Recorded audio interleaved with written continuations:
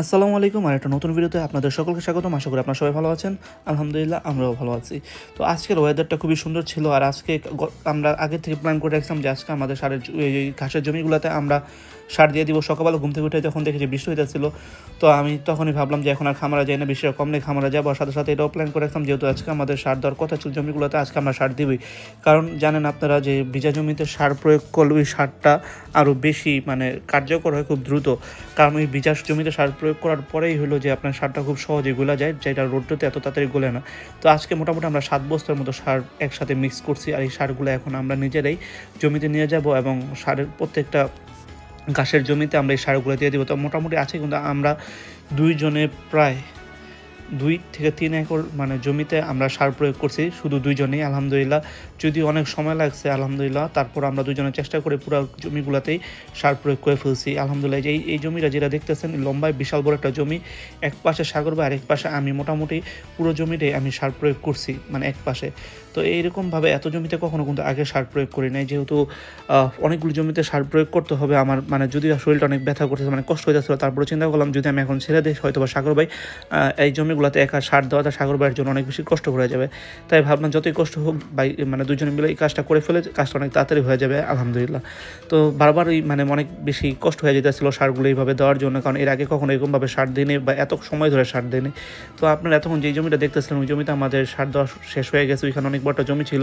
তারপর আমরা চলে আসছি আমাদের রাস্তার উল্টা পাশে যেই জমিটা আছে, নদীর পাড় থেকে শুরু করে একদম মেন রোড পর্যন্ত যে জমিটা আছে সেখানে সার দেওয়ার জন্য। তো এই জমিতে আমরা যখন সার প্রয়োগ দেখতেই পাচ্ছেন, এই জমিতে আমরা সার প্রয়োগ করে ফেলতেছিলাম। তো ওইখানে আমরা অনেকগুলো জমিতে সার প্রয়োগ করার পরে এখানে আমি চলে আসছি। এই পাশে এক পাশের জমিতে আমি সার দিতেছিলাম, অন্য পাশের জমিতে সাগর ভাই সার দিতেছিল। তো ওইখানে যেহেতু আমি একটা জমিতে সার দিয়েছি আমার কষ্ট হয়েছে, তাই আমি এবার বড় বলটা চেঞ্জ করে ছোটো বলটা নিয়ে নিয়েছিলাম। এবং পাশে যে ছোটো জমিটা ছিল আর ছোটো ছোটো ঘাস ছিল, সেই জমিটাতে আমি সার প্রয়োগ করতেছিলাম। কারণ এখানে হলো যে আপনার গাছগুলো ছোট, সার দিতে খুব একটা কষ্ট হবে না। আর এই পাশে যে পিছনে গাছগুলো এখন দেখতেছেন এটা বড়, আর এই জমিটাও বড়। আর এই বড় জমিতে বড় গাছে সার দেওয়াটা কিন্তু অনেক কষ্ট হবে, কারণ এই গাছগুলো অনেক বেশি দাঁড় থাকে, হাতগুলো কাইটা যায়, এরকম একটা অবস্থা। তো ওই জন্য ওইটা দিয়ে সাগর বাইকে দিয়েছি আর আমি এটাতে সার প্রয়োগ করতেছিলাম। আর এখানে একটা আমরা নতুন সার প্রয়োগ করছি, যে সারটা আমরা আগে কখনো প্রয়োগ করিনি। যে আমরা এই 3 ধরনের সারের সাথে প্রয়োগ করছি, ইউরিয়া সার, ড্যাপ সার আর হলো যে লাল সার, যেটাকে পটাশ সার বা কিছু একটা বলে। আর এই পটাশ সারটা যখন আমরা দিই এটা নাকি শরীরে লাগে প্রচুর পরিমাণ চুলকায়, সেটা তো আমি জানতাম না।